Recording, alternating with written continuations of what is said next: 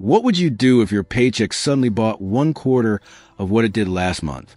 Not because prices went up, but because the money itself became nearly worthless? That's exactly what 15 million American families faced in 1933, when unemployment hit 25%, and those lucky enough to keep their jobs watched their wages shrink to almost nothing. But here's what amazes me. They didn't just survive. They invented an entire parallel economy based on creativity, cooperation, and refusing to waste a single thing. Today, we're looking at 25 remarkable strategies that kept an entire generation fed, clothed, and sheltered through America's darkest economic period. Some of these might actually solve problems you're dealing with right now. Make your own clothes. A sewing machine, whether it was an old treadle model or a precious electric one, became the most important appliance in the house. More important than the stove, some women joked, because you could cook over a fire, but you couldn't sew without a machine, not efficiently anyway. These weren't hobby sewing projects. This was essential production that kept families clothed. Women would carefully take apart worn adult clothes, salvaging the pattern pieces to cut down into smaller versions for children. A man's worn suit could become a boy's Sunday outfit with patient reconstruction. The government distributed free patterns through county extension offices, designed specifically to maximize fabric from standard feed sack sizes. Knitting needles clicked constantly in the evenings while families listened to radio programs. Women would unravel worn sweaters to re-knit them into children's clothes, adding length to sleeves and hems as kids grew. One ball of yarn might make mittens for the whole family, if you planned carefully. Socks were knitted from the top down so that when heels and toes wore out, you could re-knit just those parts without losing the entire sock. Singer Sewing Machine Company reported something interesting in 1934. Fabric sales had increased by 40% even as clothing sales plummeted. Americans had completely shifted from buying clothes to making them. The skills involved weren't simple. These women were pattern makers, seamstresses, and production managers all at once. Bartering. Money became almost irrelevant in many communities. Not because people didn't need money, they desperately did, but because nobody had any. What they had instead was an intricate web of trades that sometimes involved 3 or 4 families to complete a single transaction. Here's how it worked. A farmer with extra eggs, which were valuable, might trade a dozen to the seamstress for mending his work shirts. But the seamstress didn't need eggs that week, so she'd take credit with the farmer, then trade that credit to blacksmith for getting her scissors sharpened. The blacksmith would then trade that credit back to the farmer for sharpening his plow blades. Everyone got what they needed without a dollar changing hands, because no dollars existed to change hands. Towns set up bulletin boards where people posted what they had and what they needed. These informal exchanges got surprisingly sophisticated. Skilled labor became especially valuable. A carpenter who could work for a few hours might walk away with enough vegetables to feed his family for a week. Doctors and dentists, who couldn't collect cash from patients who had none, started accepting everything you can imagine. One dentist in Illinois reported that in 1933, 9 out of every 10 patients paid him in something other than money. Chickens, jars of canned tomatoes, fresh eggs, labor, even homemade wine. Churches became central trading posts where families swapped children's outgrown clothes and shoes. These networks created bonds that lasted for decades. People remembered who helped them when times were hardest. That meant something. Make do and mend. This phrase showed up on posters in every town hall and schoolroom, but it meant something much deeper than just patching holes. When the stock market crashed in October 1929, the entire clothing industry collapsed within months. Department stores stood empty. Factories shut down. A simple house dress that cost $2 in 1928 might as well have cost $200 by 1932, when most families were living on $10 a week. If they were lucky, women responded by becoming engineers of fabric. They'd take apart a man's worn dress shirt, studying how it was constructed, then carefully flip the collar and cuffs inside out where the fabric was still crisp. Re-sewn with tiny invisible stitches, that shirt got another full year of Sunday wear. But the real genius was in the feed sacks. Flour and grain companies caught on quick. By 1930, they were printing their burlap sacks with cheerful calico patterns, gingham checks, and even small florals. They knew farm wives were making dresses from them. One woman in Nebraska kept a notebook logging which feed store had which patterns. She'd plan her grain purchases months ahead to collect enough matching fabric for a dress. That's not just thrifty, that's strategic thinking under pressure. My own grandmother made my mother's entire school wardrobe one year from Purina feed sacks, and she was still proud of that accomplishment 50 years later. Government surveys in 1935 showed American families spending 75% less on clothing than they had 6 years earlier, yet photographs in the era show people still looked dignified, still looked put together. That wasn't an accident. Recycling everything. Nothing went in the garbage. Not because people were environmentally conscious, though they were conserving resources whether they thought about it that way or not. They kept everything because everything had another use. And another use after that. Take newspapers. After you read them, they clean windows. The ink actually helped cut grease. Then those same newspapers got stuffed into shoes to help them hold their shape and absorb moisture. After that, they lined shelves. Then they became wrapping paper for gifts or packages. Cut into squares and hung on a nail, they were toilet paper. Finally, they were fire starter. One newspaper might serve 6 different purposes before it finally burned. Glass jars from store-bought jam, which was a luxury, became drinking glasses. Families would carefully file down any sharp edges on the rim, and suddenly they had a complete set of matching glasses that cost nothing. Those same jars stored everything. Buttons sorted by size, nails organized by length, precious sugar and flour sealed away from bugs. Tin cans turned into planters on windowsills, scoops for chicken feed, cookie cutters, and toys for children who had nothing else. Even string got saved. You never cut string if you could avoid it. You'd spend 5 minutes carefully untying a knot rather than just cutting it, because that string would tie 100 more packages. Women kept balls of string wound, so tight they could last years. Rubber boots with holes became jar seals, washers for leaky faucets, and patches for other boots. Families literally had organized systems for this. Separate boxes for buttons, fabric scraps, paper, metal, glass. It wasn't hoarding. It was an organized archive of future solutions. Homemade cleaning products. When you're choosing between a bottle of ammonia and a pound of potatoes, the potatoes win every time. Commercial cleaning supplies disappeared from most households almost overnight. But that didn't mean homes went dirty. In fact, they couldn't. With poor nutrition weakening immune systems, cleanliness became more important than ever. The solution was sitting in grandmother's memory. A gallon of white vinegar cost 15 cents in 1932 and lasted months. Mixed with crumpled newspaper, which everyone had anyway, it cleaned windows better than anything you could buy. No streaks, no residue, just sparkling glass. Baking soda at a nickel a box handled everything else. Scrubbing sinks, scouring pots, even brushing teeth.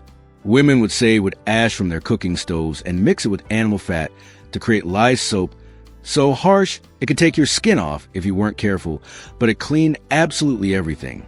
1 tablespoon of ammonia in a full bucket of water replaced expensive floor cleaners. These weren't desperate substitutes that people grudgingly used. Many families discovered these homemade solutions actually worked better than the store-bought products they've been wasting money on. After the Depression ended and people had cash again, a lot of them kept right on making their own cleaners. Why wouldn't they? Utilizing every part of the animal. When a family butchered an animal, or got part of one through sharing with neighbors, absolutely nothing went to waste. This was protein, which meant it was gold. The blood was caught in buckets and made into blood sausage or pudding. Sounds unappetizing now, but it was traditional food that European grandparents remembered, and suddenly those old recipes mattered again. Organ meats that might have been discarded during prosperous times became valued dishes. Liver and onions, kidney pie, heart stew, pickled tongue. These weren't occasional meals. They were regular food. Bones got boiled multiple times. First for soup stock, which provided the base for dozens of meals. Then boiled again for dog food. After that, they were cracked open for the marrow, which was either eaten or used in cooking. Finally, they were ground up and spread in the garden as fertilizer. Fat was rendered into lard for cooking and soap making. Pig intestines became sausage casings. carefully cleaned and used over and over. Chicken feet were cleaned and boiled for collagen-rich broth that people believed cured everything from colds to aching joints. The science might have been questionable, but the nutrition was real. Feathers were saved for pillows and quilts. Even the hide was preserved and either sold to tanners for a few cents or, if you knew how, brain tan a home for leather. Rural families often scheduled butchering as community events, sharing an enormous amount of work and dividing the meat before refrigeration could spoil it. Leftovers for new meals. Throwing away food became literally unthinkable when a quarter of the country was facing real hunger. If your family was fortunate enough to have a chicken on Sunday, that bird worked hard all week long. Monday brought chicken salad with homemade mayonnaise and celery, if you could get it. Tuesday was chicken soup, with the carcass simmer for hours with saved vegetable peelings, onion skins, and a handful of barley or rice. Wednesday might mean croquettes, where the last scraps of meat got mixed with leftover mashed potatoes, formed into patties, and fried in saved bacon grease. Thursday, you'd crack open those soup bones to their marrow, then give them to the dog, who was lucky to get them. Even coffee grounds got dried out and reused for a second, weaker pot of coffee. Stale bread never hit the garbage. It became bread, pudding, French toast, or stuffing for the next chicken, if there was one. Leftover vegetables went into what people called mystery hash, which was exactly what it sounds like, a mixture of whatever vegetables remained, fried up with an egg if you had one. Potato water, the starchy liquid left after boiling potatoes, was saved for bread making. Bakers knew it added nutrients and improved texture. Restaurant owners noticed something remarkable during these years. Plate waste, which had been common in the 1920s, virtually disappeared. People cleaned every morsel. Make your own soap. Ivory soap cost a dime for 1 bar in 1932. That same dime bought an entire loaf of bread. The choice was obvious, which meant families had to make their own soap or go without. Fortunately, soap making was knowledge that had only been forgotten for one generation. It came back fast. Every scrap of cooking grease went into a coffee can. Bacon fat, beef tallow, even chicken fat. Nothing was too humble. When you had enough saved, usually several pounds, you started a batch. The process demanded respect. You rendered the fat to purify it, then mixed it with lye, which you could make from wood ash or buy for pennies. The chemical reaction was dangerous. This wasn't something you did with kids underfoot. They got sent outside while mothers stirred the caustic mixture with a long wooden paddle, standing back from the fumes. After hours of careful cooking and constant stirring, you'd pour it into wooden molds or old shoe boxes lined with cloth. What came out was soap so strong it could strip paint, but it got everything clean: clothes, floors, bodies, dishes. One batch might last a family 3 or 4 months. When you're living on $10 a week and a batch of soap saves you $3, that's meaningful money. Cheap meals. Feeding a family on almost nothing required knowledge that would impress modern professional chefs. The infamous Hoover stew, named bitterly after the president, combined whatever vegetables you could find in watery soup. But creative cooks did much better than that. Beans became the foundation of survival. Bought dried in bulk for pennies per pound, they provided protein that kept families going. Soaked overnight, then cooked slow with a ham bone bag from the butcher, 1 pot of beans could feed a family for days. Rice at 5 cents a pound stretched any meal further. Cornmeal, even cheaper, transformed into cornbread, mush, polenta, and coating for frying anything you could catch or afford. Mothers learned tricks that made poor ingredients edible. Adding a tablespoon of vinegar to tough meat during cooking would tenderize enough to chew. This was crucial because the only meat most families could afford was tough enough to sole shoes with. Gravy made from any available drippings mixed with flour could make sawdust taste good. People joked, though hopefully nobody tested that theory. The key was fat and salt, which made everything palatable. One family in Minnesota survived an entire winter primarily on potatoes, lard, and flour. Just those 3 ingredients. But through creative cooking and seasoning with forage herbs, they managed to create dozens of different dishes. Potato pancakes, potato soup, potato dumplings, fried potatoes, baked potatoes with lard and salt. It wasn't variety by modern standards, but it was survival, and it was dignified survival because they made it taste as good as possible. Seed saving. Every garden became its own seed bank because buying fresh seeds every spring was an expense families simply couldn't manage. This wasn't casual gardening. This was survival planning that required real knowledge and attention to detail. Tomatoes got special treatment. You'd scoop out the seeds from your best tomatoes and ferment them in a jar for 3 days. Sounds strange, but that fermentation removes a gel coating that prevents germination. After 3 days, you'd rinse them clean, spread them on plates to dry, and label them carefully with a variety and date. Bean and pea plants were left standing in the garden until completely dried out. You'd know they were ready when the pods rattled. That sound meant the seeds inside were mature and ready to store. Corn required even more attention. While the corn was still growing, you'd walk through and mark your very best ears with strips of cloth tied around the stalks. Those marked ears stayed on the plant until completely dried, sometimes into November. Families kept detailed records in old ledgers, noting which varieties produced the most, which resisted disease, which tasted best. These weren't casual notes. These were agricultural databases that meant the difference between eating well and going hungry next year. Seeds were stored in paper envelopes made from old letters or newspapers, then kept in tin boxes with tight lids where mice couldn't get them. A Department of Agriculture survey in 1935 found that 85% of rural families and nearly half of urban families were saving seeds. That represented millions of dollars in savings across the country, but more importantly, it represented millions of families taking control of their own survival. Homemade ice cream. The hand-cranked ice cream maker proved that even during the Depression, families found ways to create moments of joy. The physics was simple, but the execution required teamwork that brought families together. Rock salt lowered the freezing point of ice, allowing the cream mixture inside the metal canister to freeze solid while someone cranked a handle. Everyone took turns because your arm got tired fast. Basic recipes used cream, sugar, and vanilla, but creative cooks learned to substitute. Evaporated milk replaced fresh cream when that was too expensive. Honey filled in when sugar ran low. For flavoring, people used everything available. Wild berries picked from roadside bushes, strong coffee, even maple syrup if you lived where that was accessible. In winter, there was snow ice cream, made instantly by mixing clean snow with sweetened condensed milk. Children thought it was magic. The ice itself came from winter harvesting, where families would cut blocks from frozen ponds and store them in ice houses insulated with sawdust. Some entrepreneurial families sold homemade ice cream at church socials for a penny a scoop, using it as a small income source. The wooden bucket and metal canister were treasured possessions, often shared among several families for special occasions.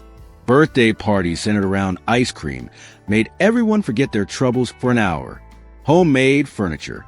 Furniture stores stood empty because nobody could afford tables and chairs when they were struggling to afford food. But people still needed places to sit and somewhere to store their belongings. The solution came from seeing potential in what others threw away. Orange crates from grocery stores became the building blocks of home furnishing. Stack them, arrange them, and suddenly you had bookcases, kitchen cabinets, even dressers for children's clothes. Cover them with fabric salvaged from worn-out clothing. Maybe add a coat of paint if you could find some, and they looked almost elegant. One arrangement of 6 crates could create a room divider with storage on both sides. The whole thing cost nothing but time and creativity. Old doors pulled from demolished buildings got laid across sawhorses to make dining tables. Worn-out car seats from junkyards became porch furniture with a little cleaning and maybe some new fabric. Feed sacks stuffed with straw or corn husks made serviceable mattresses. They weren't comfortable by modern standards, but they beat sleeping on bare floor. Apple crates turned upside down with a cushion on top served as ottomans that also provided storage inside. The WPA Federal Art Project actually published instruction guides showing people how to build attractive furniture from salvaged materials. The government was legitimizing what people were already doing out of necessity, using every bit of fruit or vegetable. Nothing edible reached the garbage pail when every calorie mattered. People developed encyclopedic knowledge of how to use parts of fruits and vegetables that we throw away without thinking. Apple peels and cores became jelly or vinegar. The natural pectin in apple scraps made perfect jelly with just sugar and thyme. Watermelon rind were pickled into sweet relish that lasted for months in sealed jars. Corn cobs, after the kernels were cut off, flavored soup stocks before becoming kindling for the stove. Carrot tops were chopped fine and added to salads or used as garnish in soups. Potato peels, if they were clean, got seasoned and baked into crispy snacks that children fought over. Citrus peels were either candied with precious sugar for special treats or dried and saved for zest to flavor winter cooking. Tomato skins were dried and ground into powder that added concentrated flavor to soups and stews. Beet greens, usually discarded, were cooked just like spinach and tasted similar. Celery leaves were dried for seasoning. Pumpkin seeds were roasted with little salt for protein-rich snacks that cost nothing. The USDA published pamphlets teaching these techniques, acknowledging that what had previously been considered waste could provide essential nutrition. People studied these pamphlets like textbooks because they were textbooks for survival. Patch up leaky roofs. Professional roof repair was fantasy when families couldn't afford food, but you couldn't let rain destroy your home. People got creative fast with whatever materials they could find or salvage. Tar paper. If you could afford 50 cents for a roll, patched holes temporarily. More often, families improvised. Old tin cans were flattened with hammers and nailed over holes like metallic shingles. They looked terrible, but they worked. Canvas from worn-out tents or old tarps was stretched tight and sealed with homemade pine pitch, which you made by boiling pine sap. Worn linoleum from kitchen floors found second life on roofs. In desperate situations, thick layers of newspapers were pasted down with flour paste and then painted with used motor oil for waterproofing. This actually worked for months if you did it carefully. Cedar shingles were carved from salvage wood by men who had the skill and patience. Moss was gathered from the north side of trees and packed into leaks. When it got wet, it swelled and sealed gaps. Some families mixed cement with sawdust to create a primitive patching compound. It was rough and ugly, but it kept water out. These repairs might not last years, but they kept families dry until better times or better materials appeared, whichever came first. Turn old newspapers into insulation. Heating costs could destroy a family budget faster than anything else. Coal cost $7 a ton, which doesn't sound like much until you remember that some families were living on $5 a week total. Newspapers became crucial insulation material that could mean the difference between tolerating winter and not surviving it. Families got systematic about this. Newspapers were layered between wall studs and unfinished walls, creating dead air spaces that blocked cold surprisingly well. Windows got special attention. Carefully folded newspapers were wedged around frames and under doors to stop drafts. Some families spread whole newspapers between their mattress and box springs for warmth from below. Children wore newspapers inside their coats when walking to school. Teachers understood and didn't mention it. The trapped air provided remarkable insulation. Wet newspapers mixed with flour paste were pressed into cracks in walls and painted over once dry, sealing drafts permanently. Attics were lined with overlapping newspapers, held down with salvage wood strips. Some families created removable window insulation by gluing newspapers to cardboard sheets that were installed every evening when the sun went down. The practice was so common that newspapers themselves published articles about it. The Chicago Tribune claimed their Sunday edition alone could insulate a small room. They were probably right. Grow your own food. Victory gardens wouldn't become famous until World War II, but Depression gardens were the real survival plots. Every available space became productive. Front yards, backyards, vacant lots, even rooftops in cities. This wasn't hobby gardening. This was intensive agriculture in miniature. Families chose vegetables strategically, prioritizing maximum calories per square foot. Potatoes, beans, squash, and cabbage filled gardens because they produced heavily and stored well. Vertical growing maximized limited space. Pole beans climbed stakes. Tomatoes grew up trellises. Squash vines were trained onto fences. Succession planting meant harvesting lettuce in the same spot, where tomatoes would grow later, getting 2 crops from one piece of ground. Community gardens sprouted across cities. Detroit alone had 5,000 by 1932, transforming vacant lots into food production. Families shared tools, knowledge, and labor. If you knew how to build a trellis, you built trellises for 5 families. If you knew about pest control, you advised everyone. Seeds were started indoors and cut down milk cartons and tin cans months before spring, giving plants a head start. Cold frames built from salvage windows extended growing seasons by months, letting families harvest fresh vegetables into December. People learned companion planting from agricultural bulletins. Beans fixed nitrogen in soil that corn needed. Marigolds deterred pests naturally. Root cellars, just cool basements really, store hundreds of pounds of produce through winter. Government estimates suggested home gardens produced $500 million worth of food nationally in 1934. But the real value was control. Growing your own food meant you ate, regardless of what was happening in the economy. Use leftover fat for cooking. The bacon grease sitting on the back of every stove represented liquid gold. Every drop of animal fat was captured, filtered, and stored with almost religious devotion. Bacon grease was premium, adding flavor to everything it touched. Eggs fried in bacon grease tasted infinitely better than eggs cooked in anything else. Chicken fat, called schmaltz by Jewish families who had elevated its use to culinary art, made the flakiest pie crust imaginable. Beef tallow was harder and perfect for frying at high temperatures. Coastal families even saved fish oil for cooking other seafood, though you had to be strategic about what you cooked in it. The fat was carefully filtered through cheesecloth while still hot, removing any food particles that would cause it to spoil. Different fats were kept separate in their own containers because each had unique properties and flavors. This wasn't just economy, it was gastronomy. Vegetables roasted in beef drippings tasted infinitely better than vegetables cooked in whatever oil you might have been able to afford at the store. Some restaurants saved and sold their excess cooking fat, with families buying quarts for pennies to use at home.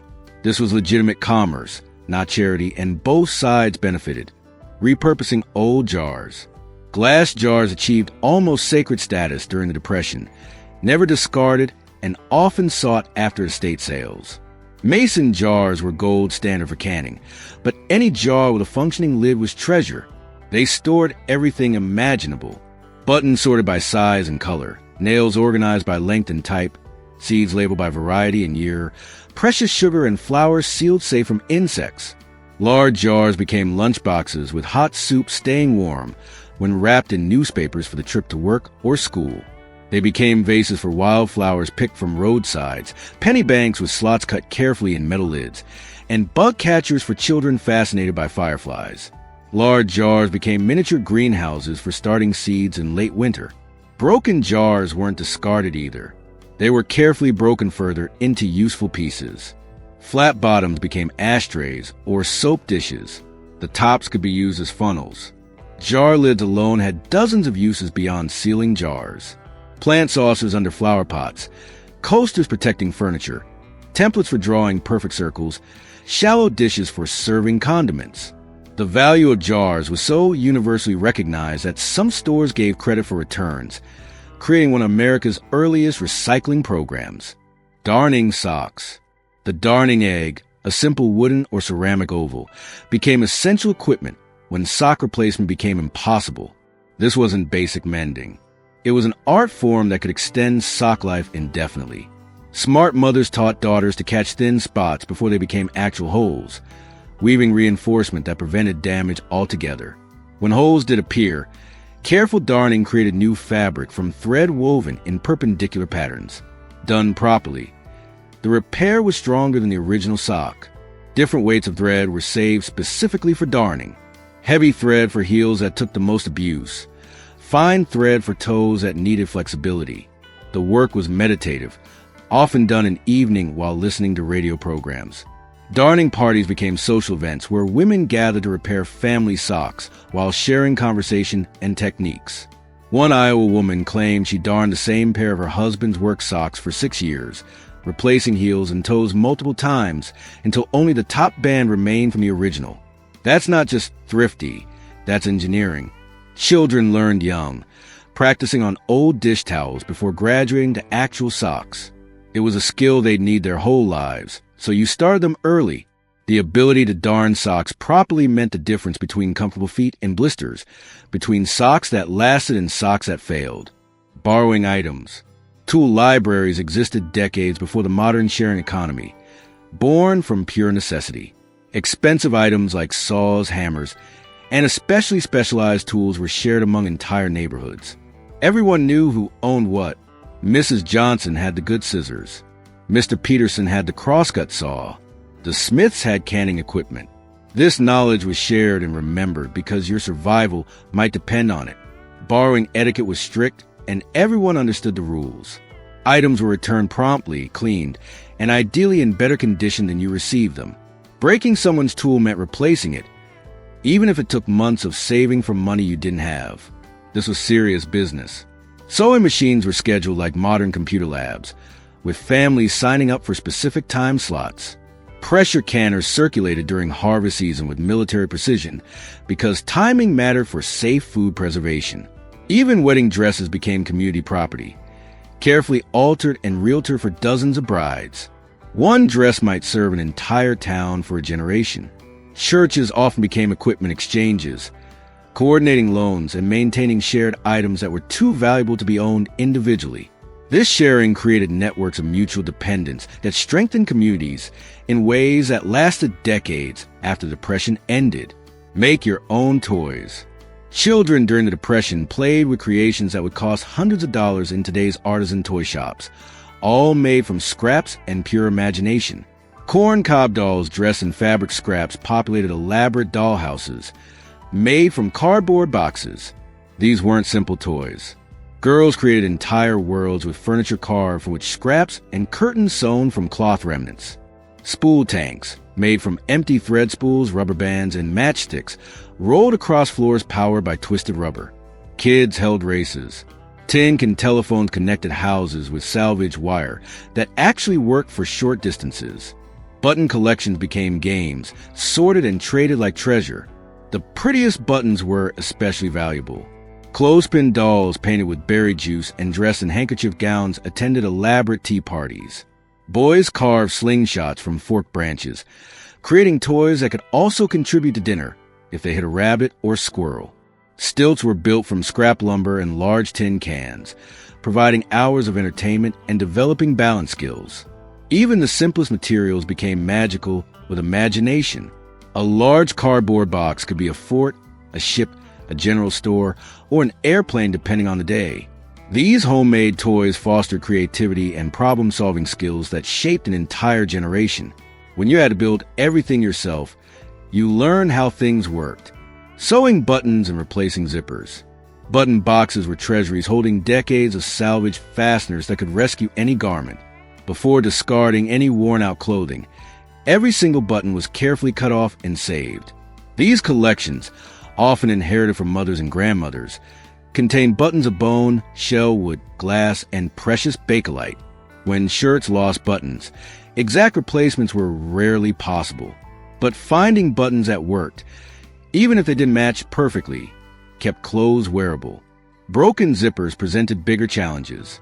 Zippers were relatively new technology in the 1930s and impossible to replace for most families.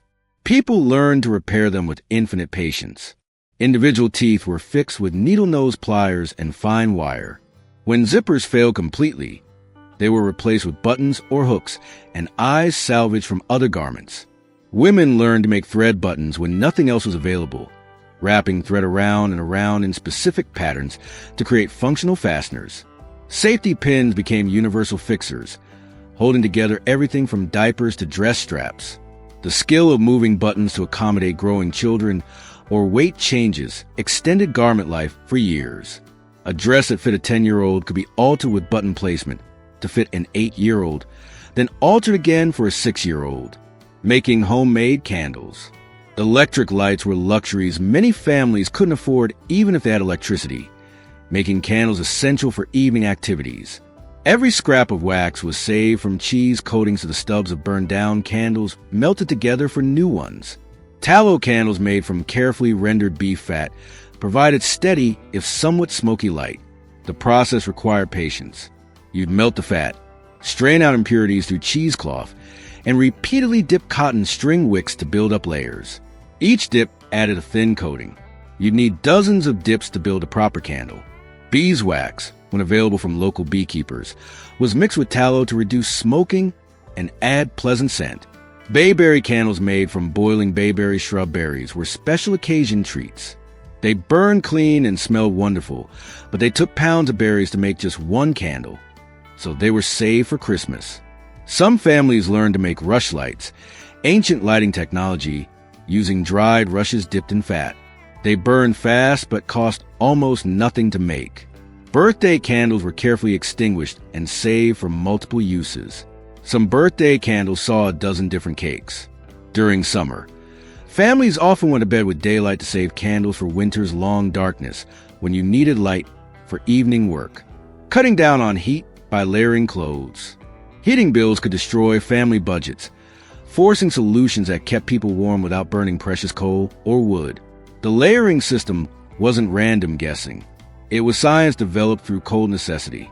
Cotton undershirts went on first, absorbing perspiration that would chill you if it stayed against skin.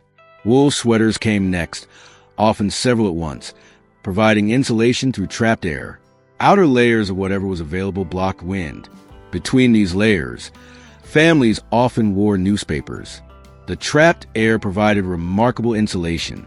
This sounds uncomfortable, and it probably was, but it worked. Families dressed fully for bed. Hats, mittens, sometimes even coats, worn indoors during the coldest periods. Children did homework wearing coats and gloves, gripping pencils awkwardly through wool. You did what you had to do. Families gathered in one room, closing off the rest of the house completely. Their combined body heat plus one small stove could raise the temperature to tolerable levels. Hot water bottles filled from kettles provided concentrated warmth. You'd heat them on the stove, wrap them in cloth, and put them in beds 30 minutes before sleeping to warm the sheets. Heated bricks served the same purpose and held heat even longer.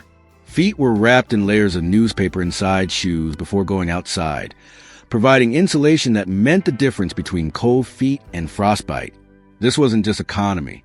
This was survival when bedroom temperatures could drop below freezing. Rainwater harvesting. Every drop of rain was captured in elaborate systems that would impress modern environmentalists. Gutters, often homemade from split logs or tin cans bent into channels, directed roof runoff into barrels, washtubs, or any available container. The first flush of rain cleaned dirt and debris from roofs. So clever families designed pivoting pipes that directed those first few minutes of rainfall away, then automatically swung to fill collection barrels once the water ran clear. Rainwater was soft, requiring less precious soap for washing, and was prized for shampooing hair because it left no mineral residue. Families positioned containers strategically to catch drips from trees and roof valleys. During drought years, even morning dew was collected. Women would spread clean sheets on grass overnight, then wring them into buckets come morning. Every drop counted. The collected water served multiple purposes in sequence. First, it washed dishes. That same water then mopped floors. Finally, it watered the garden. Soap-free rinse water went directly to vegetable plots without any treatment. Winter snow was melted in big pots on the stove when pipes froze, which they often did in unheated houses. Some families built cisterns, underground storage tanks that could hold thousands of gallons for dry periods. This water consciousness created habits that people maintained for the rest of their lives, long after the Depression ended. These 25 strategies kept an entire generation alive through the worst economic disaster America had ever faced. What strikes me most isn't just the cleverness, though that's remarkable. It's the dignity. People found ways to stay clean, stay fed, stay warm, and even create moments of joy like homemade ice cream. They refused to let poverty destroy their humanity. Here's my question for you. Which of these would actually work in your life right now? Not because you're facing depression-level poverty, but because some of these solutions are just plain better than what we do today? Leave a comment and let me know. And if you found this valuable, subscribe. There's a lot more history worth remembering.